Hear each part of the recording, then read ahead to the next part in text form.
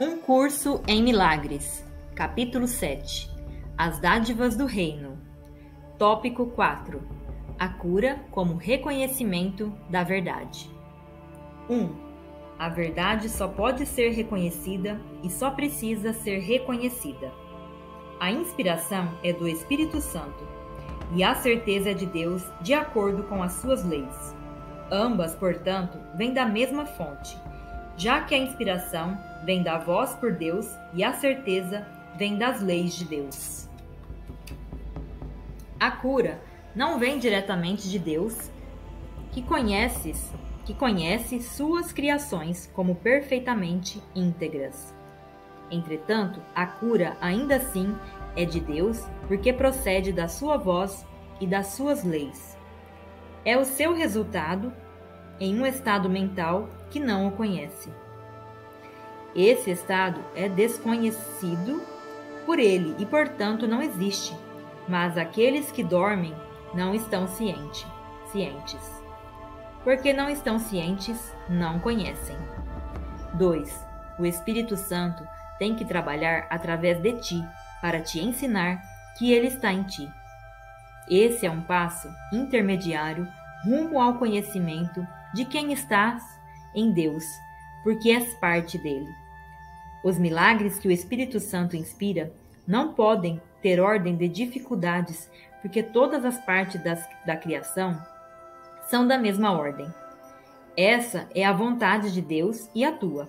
As leis de Deus estabelecem isso e o Espírito Santo lembra isso a ti. Quando curas, está lembrando as leis de Deus e esquecendo as leis do ego. Eu disse anteriormente que esquecer é meramente um modo de lembrar melhor. Não é, portanto, o oposto de lembrar quando percebido apropriadamente. Impropriamente percebido induz a uma percepção de conflito com alguma outra coisa, como faz toda percepção incorreta. Percebido apropriadamente, pode ser usado como uma saída do conflito, como é o caso de toda percepção apropriada. 3. O ego não quer ensinar a todo mundo tudo o que tem aprendido, porque isso derrotaria o seu propósito. Por conseguinte, ele absolutamente não aprende nada. O Espírito Santo te ensina a usar o que o ego tem feito para ensinar o oposto do que o ego tem aprendido. O tipo de aprendizado é tão irrelevante quanto é irrelevante a capacidade particular que foi aplicada ao aprendizado. Tudo o que precisas fazer é o esforço para aprender, pois o Espírito Santo tem uma meta unificada para o esforço. Se diferentes capacidades são aplicadas durante um tempo suficientemente longo a uma meta, as próprias capacidades vêm a ser unificadas. Isso acontece porque elas são canalizadas em uma única direção, ou seja, em um único caminho. Em última instância, todas elas contribuem para um resultado único, e ao fazê-lo, o que é enfatizado é a sua similaridade ao invés de suas indiferenças. 4. Portanto, todas as capacidades devem ser entregues ao Espírito Santo, que compreende como usá-las de forma apropriada. Ele as usa só para a cura, porque só te conhece íntegro. Curando, aprendes sobre a integridade, e aprendendo sobre a integridade, aprendes a te lembrares de Deus. Tu o tens esquecido, mas o Espírito Santo compreende que o teu esquecimento tem que ser traduzido em um modo de lembrar. 5. A meta do ego é tão unificada quanto a do Espírito Santo, e é por causa disso que as suas metas nunca podem ser reconciliadas de modo algum e em nenhuma extensão. O ego sempre busca dividir e separar. O Espírito Santo sempre busca unificar e curar. Conforme curas, é curado, porque o Espírito Santo não vê ordem de dificuldade na cura. Curar é a maneira de desfazer a crença em diferenças, sendo a única forma de perceber a filiação, por um só. Essa percepção está, portanto, de acordo com as leis de Deus, mesmo em um estado mental que não esteja de acordo com o seu. A força da percepção certa é tão grande que traz a mente para o que está de acordo com a sua mente, porque ela serve a sua voz que está em todos vós. 6. Pensar que podes te opor à vontade de Deus é realmente uma delusão. O ego acredita que pode e que pode te oferecer a sua própria vontade como uma dádiva. Tu não a queres. Ela não é uma dádiva. Não é absolutamente nada. Deus te deu uma dádiva que ao mesmo tempo tens e és. Quando não a usas, tu esqueces que a tens. Por não te lembrares dela, não conheces o que és. A cura, então, é uma maneira de aproximar-te do conhecimento por pensar de acordo com as leis de Deus e reconhecer a sua universalidade. Sem esse conhecimento, tens feito com que as leis sejam sem significado para ti. Entretanto, elas não são sem significado, já que todo significado está contido por elas e está nelas. 7. Busque em primeiro lugar o reino dos céus, porque é lá que as leis de Deus operam verdadeiramente, e elas só podem operar verdadeiramente porque são as leis da verdade. Mas busques apenas isso, porque não podes achar nada mais. Não há nada mais. Deus é tudo em todos em um sentido muito literal. Tudo o que é está nele, que é tudo o que é. Portanto, tu estás nele, já que o que és dele. A cura é um modo de esquecer o senso de perigo que o ego tem induzido em ti, por não reconheceres sua existência no teu irmão.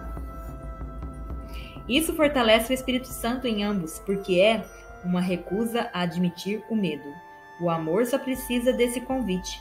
Ele vem livremente a toda a filiação, sendo o que é a filiação. Através do teu despertar para ele, estás meramente esquecendo daquilo que não és. Isso te permite lembrar o que és. Tópico 5. A cura e a imutabilidade da mente. 1. O corpo nada mais é senão uma estrutura para o desenvolvimento de capacidades, que está bastante à parte da utilidade que elas têm. Isso é uma decisão. Os efeitos da decisão do ego em relação a essa questão são tão evidentes que não necessitam de elaboração, mas a decisão do Espírito Santo de usar o corpo só para a comunicação tem uma conexão tão direta com a cura que precisa de esclarecimento. O curador não curado, obviamente, não compreende a sua própria vocação.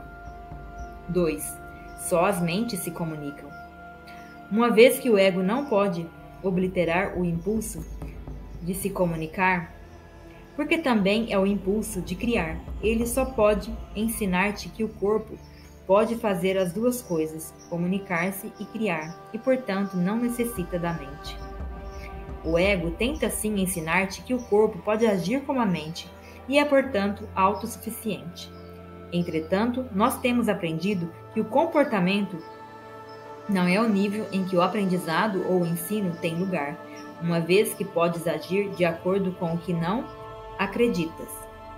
Fazer isso, no entanto, vai enfraquecer-te como professor e como aprendiz, porque, como tem sido enfatizado repetidamente, tu ensinas o que de fato acreditas. Uma lição inconsciente será mal ensinada e mal aprendida. Se ensinas ambas, doença e cura, és tanto mau professor como mau aprendiz. 3. A cura é a única capacidade que todos podem e têm que desenvolver caso queiram ser curados. A cura é a forma de comunicação do Espírito Santo nesse mundo e a única que ele aceita. Ele não reconhece nenhuma outra porque não aceita a confusão do ego entre mente e corpo. As mentes podem comunicar-se, mas não podem ferir. O corpo, a serviço do ego, pode ferir outros corpos, mas isso não pode ocorrer a menos que o corpo já tenha sido confundido com a mente. Essa continuação também pode ser usada para a cura ou para a mágica, mas tens que lembrar que a mágica sempre envolve a crença em que a cura causa danos. Essa crença é a sua premissa totalmente insana e a mágica procede de acordo com ela. 4. A cura só fortalece. A mágica sempre tenta enfraquecer. A cura nada percebe no curador que todas as outras pessoas não compartilhem com ele. A mágica sempre vê algo de especial no curador. Alguma coisa que ele acredita que pode oferecer como dádiva a outra pessoa que não a tem. Ele pode acreditar que a dádiva vem de Deus para ele, mas é bastante evidente que não compreende a Deus. E pensa que tem alguma coisa que falte aos outros. 5. O Espírito Santo não trabalha por acaso e a cura que é dele sempre funciona. A não ser que o curador sempre cure através dele, os resultados vão variar. No entanto, a cura em si mesma é consistente, já que só a consistência está livre de conflito e só o que está livre de conflito é íntegro. Aceitando exceções e admitindo que às vezes pode curar, às vezes não. O curador, obviamente, está aceitando a inconsistência. Ele está, portanto, em conflito e está ensinando o conflito. É possível que alguma coisa de Deus não seja para todos e para sempre? O amor é incapaz de quaisquer exceções. Só se existe medo, a ideia de exceções pode parecer significativa. As exceções são amedrontadoras porque são feitas pelo medo. O curador amedrontado é uma contradição nos próprios termos e, por conseguinte, é um conceito que só a mente conflitada poderia perceber como significativo. 6. O medo não alegra. A cura, sim. O medo sempre faz exceções. A cura nunca faz. O medo produz dissociação, porque induz a separação. A cura sempre produz harmonia, porque procede da integração. É previsível porque se pode contar com ela. Pode-se contar com tudo o que é de Deus, porque tudo o que é de Deus é totalmente real. Pode-se contar com a cura, porque ela é inspirada pela sua voz e está de acordo com as suas leis. Apesar disso, se a cura é consistente, ela não pode ser compreendida de maneira inconsistente. A compreensão significa consistência porque Deus significa consistência. Já que é esse o seu significado, também é o teu. O teu significado não pode estar em desacordo com o seu, porque todo o teu significado e o teu único significado vem do seu e é como o seu. Deus não pode estar em desacordo consigo mesmo, e tu não pode estar em desacordo com ele. Não podes separar o teu ser do teu Criador, que te criou compartilhando contigo o que é, ele é, o que ele é. 7. O curador não curado quer gratidão dos seus irmãos, mas não é grato a eles. Isso acontece porque ele pensa que está lhe dando alguma coisa e não está recebendo algo igualmente desejável em troca. Seu ensino é limitado porque está aprendendo tão pouco. A sua lição de cura é limitada pela sua própria ingratidão, que é uma lição de doença. O verdadeiro aprendizado é constante e tão vital em seu poder de mudar que um filho de Deus pode reconhecer seu poder em um instante e mudar o mundo no instante seguinte. E isso é assim porque, ao mudar a sua mente, ele mudou o mais poderoso mecanismo que jamais lhe foi dado para mudar. Isso não contradiz de modo algum a imutabilidade da mente, tal como Deus a criou, mas tu pensas que a tens mudado na medida em que aprendes através do ego. Isso te coloca na posição de precisar aprender uma lição que apresenta ser contraditória. Tens que aprender a mudar a tua mente a respeito da tua mente. Só através disso podes aprender que ela é imutável. 8. Quando curas, isso é exatamente o que estás aprendendo. Estás reconhecendo a mente imutável em teu irmão, reconhecendo que ele não poderia ter mudado a sua mente. É assim que percebes o Espírito Santo nele. É só o Espírito Santo nele que nunca mudou a sua mente. Ele próprio pode pensar que pode ou não se perceberia doente. Ele, portanto, não conhece o que é o seu ser. Se tu só vês o imutável nele, realmente não o mudaste. Ao mudar a tua mente a respeito da sua para ele, tu o ajudas a desfazer a mudança que o seu ego pensa ter feito nele. 9. Assim como podes ouvir duas vozes, pode ver de dois modos. Um dos modos te mostra uma imagem ou um ídolo que podes adorar em função do medo, mas nunca vais amar. A outra só te mostra a verdade que vais amar, porque vais compreendê-la. A compreensão é a apreciação, porque podes te identificar com o que compreendes, e por fazê-lo parte de ti mesmo, tu o aceitaste com amor. É assim que o próprio Deus te criou, em compreensão, em apreciação e em amor. O ego é totalmente incapaz de compreender isso porque não compreende o que faz. Não o aprecia e não o ama. Ele incorpora para tirar. Literalmente, acredita que cada vez que priva alguém de alguma coisa, ele aumenta. Eu tenho falado muitas vezes do aumento do reino pelas tuas criações, que só podem ser criadas como tu foste. A glória total e a alegria perfeita, que é o reino, estão em ti para serem dadas. Tu não queres dá-lo? 10. Não podes esquecer o Pai, porque eu estou contigo e eu não posso esquecê-lo. Esquecer-me é esquecer a ti mesmo e a Ele, que te criou. Nossos irmãos são esquecidos. É por isso que precisam da tua memória de mim e daquele que criou a mim. Através dessa lembrança, podes mudar as suas mentes a respeito de si mesmos, assim como eu posso mudar a tua.